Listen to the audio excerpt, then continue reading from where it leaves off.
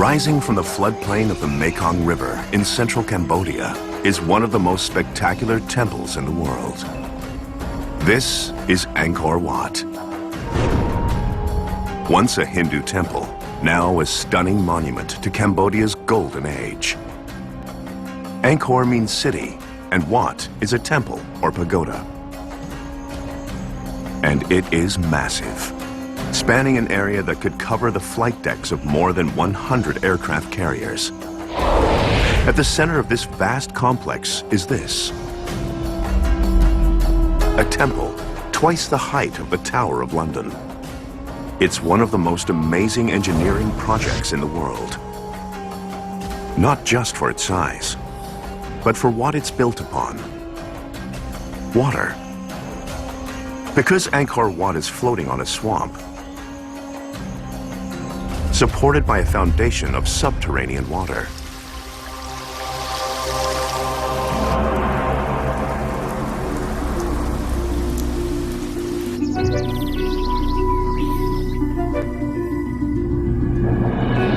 Mysterious and captivating, its enormous scale and beautiful carvings are the brainchild of an autocratic king.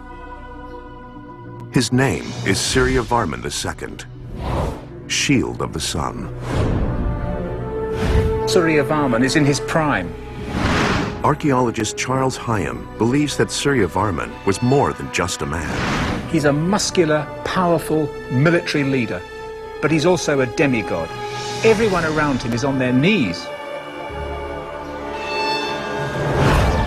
Yet, despite his supreme power, what motivates him to build Angkor Wat might be his own insecurity.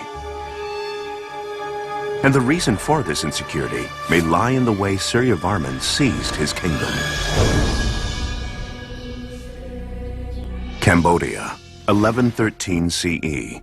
This is the heart of a vast empire ruled by a people known as the Khmer, which includes modern-day Cambodia and extends into Laos. Suryavarman is not yet king of this empire. He is only 14 years old, and his uncle holds the throne. Not even the heir apparent, the ambitious teenager, believes he is destined to be king. According to legend, the young man ambushes his uncle, traveling through his domain.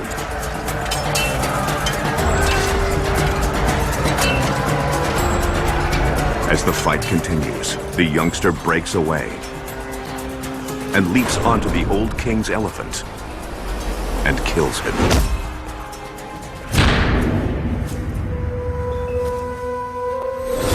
Victorious, the 14-year-old gains a fitting new name: Suryavarman II, Shield of the Sun.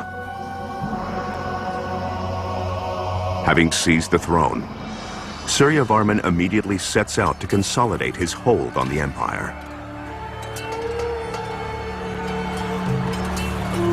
It was a true, gigantic and sophisticated empire. Stone conservator Simon Warwick is fascinated by Suryavarman's legacy. Perhaps on a level of the Roman Empire, though it hasn't been studied as much, but it was gigantic.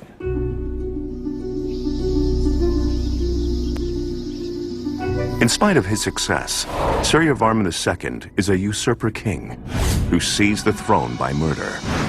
If he does not want to get overthrown by enemies opposed to his rule, he must establish his position as a god king in the eyes of his people.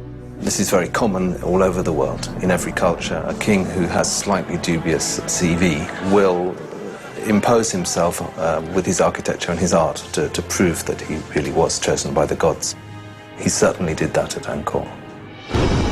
Consulting with his priests and advisors, Suryavarman pursues an aggressive plan. He starts by selecting the Hindu god Vishnu as his patron. His choice sends a powerful message, since Vishnu is invoked by other kings in times of war.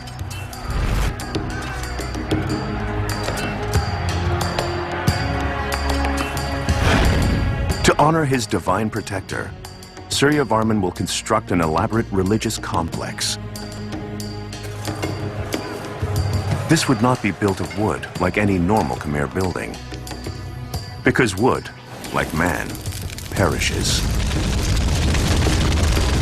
To transform their kings into gods, the Khmer use a material that will last for eternity.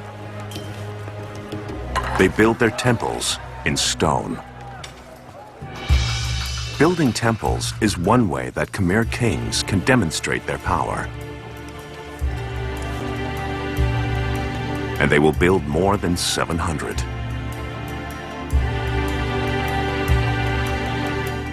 But Suryavarman wants his masterpiece to surpass them all.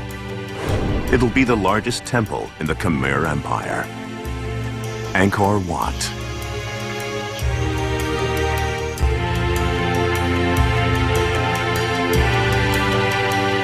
As befits his ambition, Suryavarman's plan is godlike in scale.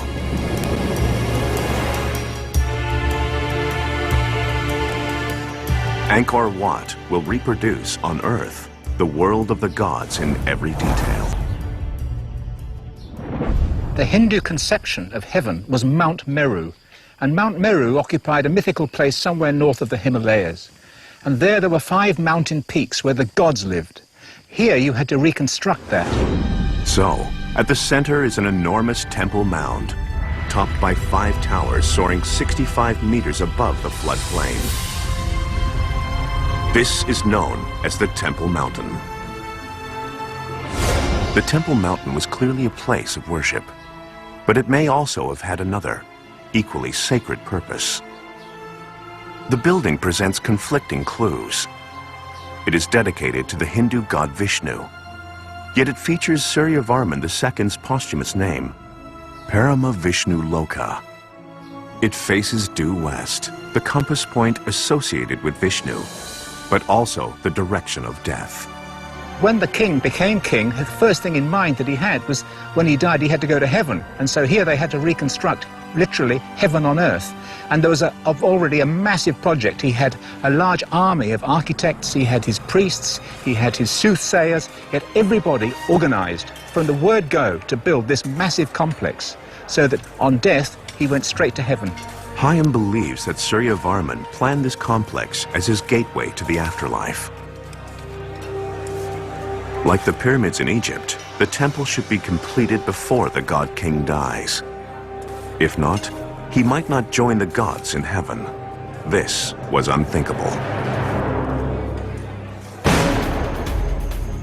But just clearing the site amid the steamy rainforest is the first challenge. Because the area it covers is huge, some 500 acres.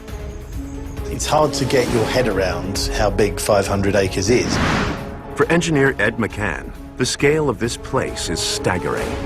500 acres is about the size of 250, 300 football pitches. It's not just the size of the site that is daunting. The construction hurdles are equally formidable. And this will be covered with trees that are from this sort of size to, meters in diameter of hard tropical wood. They've got a few machetes and maybe an axe or two, and they've got to chop their way through this in the middle of steaming heat and bugs and beasties everywhere, and this would have been a mammoth task, an absolutely mammoth task to clear this area. Like most of Cambodia, Angkor sits on a flat, waterlogged plain. But it is the capital of the Khmer Empire, and to boost his prestige, Suryavarman needs to build here. So his men must erect millions of blocks of stone in the middle of a flat flood plain where there is no quarry. And he must do it in a monsoon-plagued swampland, which will somehow support his megastructure for nearly 1,000 years.